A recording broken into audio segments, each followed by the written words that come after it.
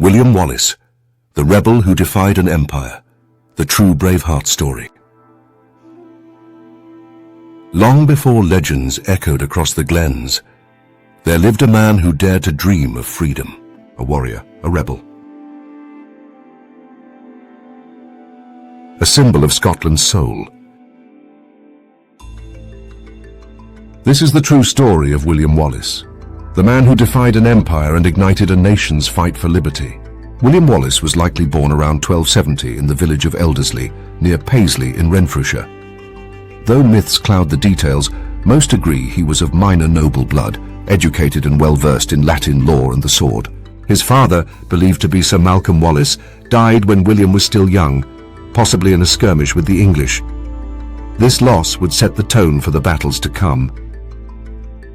Unlike many folk heroes, Wallace wasn't just a warrior. He was educated. Some sources suggest he was taught by monks in Dundee, learning languages, philosophy and tactics. This blend of brains and brawn made him not just a fighter, but a leader.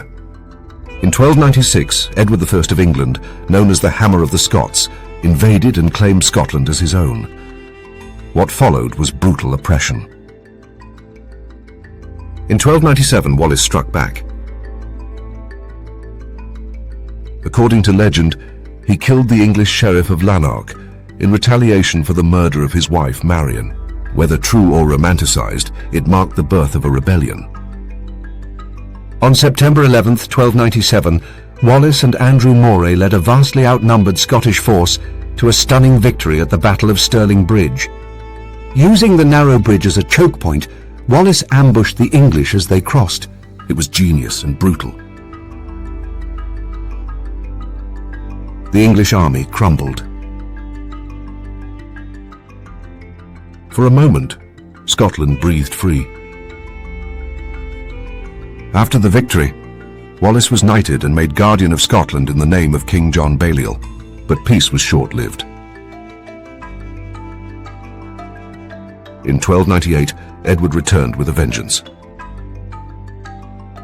At the Battle of Falkirk, Wallace's forces were overwhelmed by English longbows and superior cavalry.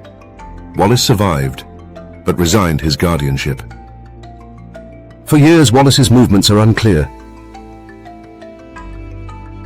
He likely travelled to France to seek support for Scotland's cause. Yet he never gave up.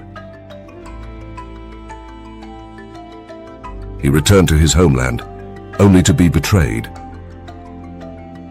In 1305, Wallace was captured near Glasgow, betrayed by a fellow Scot, Sir John de Menteith. He was taken to London, tried for treason, though he had never sworn loyalty to Edward. Wallace's response was defiant. "I cannot be a traitor, for I owe no allegiance to England." He was hanged, drawn and quartered, his limbs sent to the corners of the kingdom, his head placed on London Bridge. Though he died a martyr, Wallace's dream lived on. His courage inspired Robert the Bruce, and in 1314, Scotland would win freedom at Bannockburn. To Scots, Wallace is more than a man. He is the heart of rebellion, the voice of a people who refuse to bow. If you seek to follow the trail of William Wallace, Scotland welcomes you. Visit the Wallace Monument in Stirling, a towering tribute to his memory, where his legendary sword is displayed. Step into history at Stirling Bridge, where the rebels' first great victory still echoes in the fields. Wander the ruins near Elderslie, said to be his birthplace. Or visit the National Wallace Monument in Ayrshire for local tales and stone memorials. And if you're in London, look up at the southern end of London Bridge. Imagine the day his head was placed there, not in defeat, but as a warning to tyrants. Thank you for joining Chevelle Chic Travels and Mystery. William Wallace's story is one of courage, conviction, and the eternal fight for freedom. Like, subscribe, and journey with us again soon, where the past is never truly gone.